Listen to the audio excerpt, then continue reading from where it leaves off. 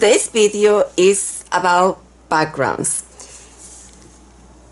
This is a background that I did for a color pencil piece, and I love to do background for my pieces, and I'm gonna show several of my pieces so that you can see the backgrounds. And one of my subscribers, Tara, she said she wanted to learn how to do it, so I'm showing her today. But before I do that, I want to talk to you about the direction of my channel. I have painted for many years, over 30 years, with acrylics, and I have been using Deco Art Americana acrylics, which somebody will say they're craft paints and not fine art, but you can do wonderful pieces with them. However, when I was searching how to improve the channel, there was a video that told me to check what others were doing. So I checked people that had a lot of subscribers and they were using heavy body acrylics.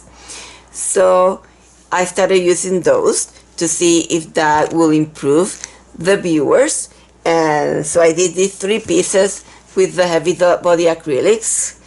And to tell you the truth, I really like the way that you can blend and the way that you can paint with Deco Art Americana colors, and you don't have to pay as much as you pay for these paints in order to do what you can, a beautiful art, because you can do wonderful things with Deco Art craft paints and you don't have to pay as much. But one thing that I noticed was that the viewing of my videos went down. So I really want to know what you guys want me to paint, what you guys want me to use. I really want to hear your feedback. So this is the piece that I was going to do next, and I'm still doing the videos of that piece. But since these 2 pieces, the viewing was so low, I'm not sure if you want to see that. Anyways, this is the video for learning how to do the backgrounds that I do, and I'm going to show you several backgrounds so that you can see what you can do with the Deco Art Americana acrylics, and you can do beautiful backgrounds that can be used for acrylic pieces or even for color pencils. This is color pencils. So this is a piece of pastel board, and it's good for color pencils. And what I did was I painted the background with acrylic so that I could do this beautiful background. So let me show you how to do it. This technique is wet on wet, and the purpose of this background is to create an interesting atmosphere behind your piece. In this case, my painting is of a bird, and I want to create foliage on the back, so it is gonna have like flower colors and leaf colors. So let's get started. And the brushes that I like to use are, for this type of background, you need soft brush. You need to mop anything, so it will be a mop of a scruffy soft brush. And then for this technique, I like to use either filbert mop or oval mops. These are the type of filbert mop or oval mops. Well, this is called filbert mop, and this is called oval, and this is called oval wash. These are by Low Cornell.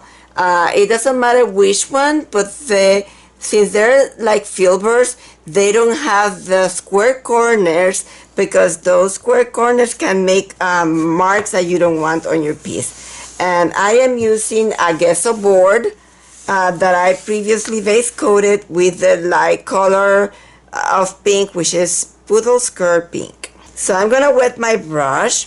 I'm gonna use this one because this is too large for this piece. This is a number 1, and I'm gonna use for this piece a 3/4 and maybe the half an inch. So 1/2 inch, 3/4 or 1-inch brushes. So let's start with the 3/4, and I'm just gonna wet the brush and remove the excess water. And let's see, I wanna start with flowers on this side, but a tiny bit of green. I'm gonna clean between the greens and the pinks so that I don't dirty my piece.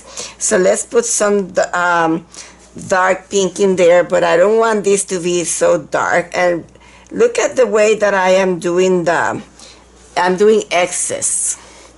I want to have a tiny bit of brown in those areas. Maybe let's put a tiny bit of green. And I did not clean my brush, but right now I am going to clean with a paper towel.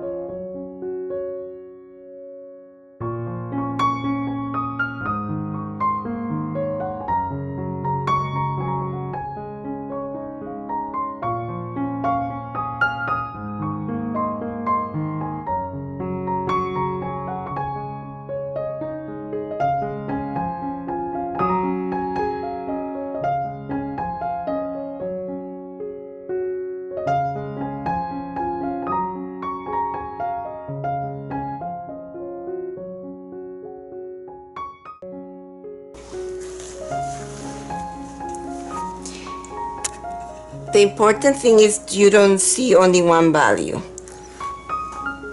So different values, for example, different values of the pink, different values of the green, and that's gonna give it some depth.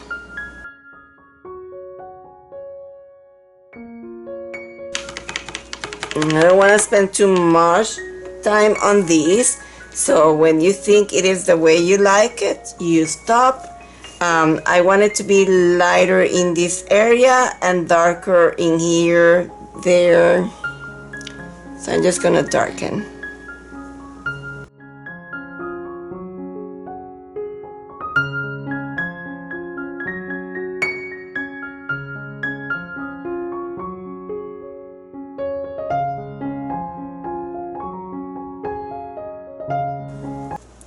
Notice the way I do it. I put the color and I feather it with the corner of the brush. So I put the color, a tiny bit more.